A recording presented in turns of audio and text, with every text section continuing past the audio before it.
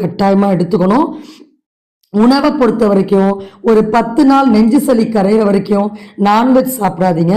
அப்போ தான் இந்த மருந்து இது வந்து கோல்டுக்கான ஒரு எக்ஸலண்ட் ஒரு ப்ராசஸில் இது வேலை செய்ய முடியும். ஸோ ஒரு 10 days நான்வெஜ்ஜு, பால், முட்டை இந்த மாதிரி வெள்ளை சர்க்கரை, மைதா போன்ற பொருட்களால் செய்த உணவை தவிர்த்து விட்டு நல்ல எளிமையாக செரிக்கக்கூடிய காய்கறிகள், பழங்கள், சூப் ஐட்டம், தூதுவளை தோசை, அந்த மாதிரி முடக்கத்தான் தோசை போன்ற நல்ல செரிமானமாகக்கூடிய உணவுகளை, காய்கறிகளை, ரசம் போன்ற செரிமானத்தை தூண்டக்கூடிய உணவுகளை மட்டும் சாப்பிடுங்க. ஸோ நம்ம சொன்ன உணவு கட்டுப்பாடோடு பாரம்பரிய கூழ் கட்டாயம் மதியம் வெய்ய நேரத்தில் குடிக்கணும். இந்த கூழ் வந்து ராகி மாவு வாங்கிக்கோங்க, அதை நல்லா வேக வச்சு ஆற விட்டு அதை கூழ் செஞ்சுக்கோங்க. ஆறிய பிறகு தண்ணீர் விட்டு இரவு மூடி வைங்க.